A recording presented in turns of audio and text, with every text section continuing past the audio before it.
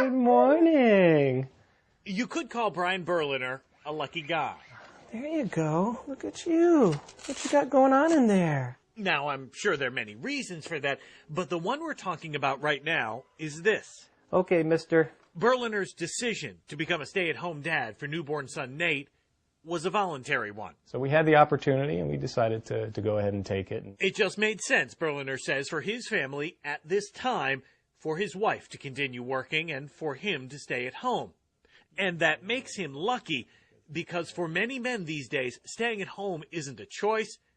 It's called being laid off. You lose a job, and you're losing income, and your family's existence is threatened in a very direct way. Jeremy Adam Smith has just written a book about the stay-at-home dad phenomenon. It turned out to be much more powerful than I anticipated. He says it's something which has been building for years, but the economy has put things in overdrive. Male-dominated industries like cars and construction have been among the hardest hit, and 82% of all layoffs have been men, forcing many of them into a role they never dreamed of. They go through a battle, a psychological battle with themselves and sometimes with the people around them. And, you know, that's really tough stuff.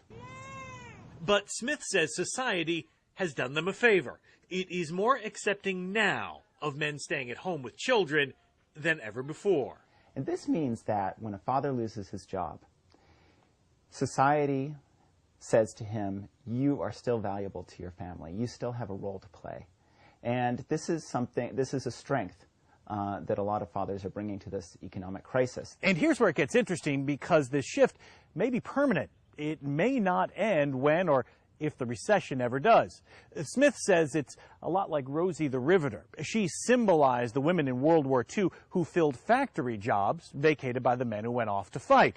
Well, when the war was over, did women stop working? Of course not. But while society may make it easier to be accepted as a stay-at-home dad, it doesn't actually make the job easier. Absolutely, yes. 5-point harness to go around the block. 20 years ago, when Berliner had a daughter from a previous marriage, neither he nor society, he says, seemed ready for a stay-at-home dad. But it seems both have changed. Lucky for him. Absolutely, yeah. It makes this much more acceptable. And so I'm proud of all the guys that have come before me that have paved the way. Garvin Thomas, NBC Bay Area News.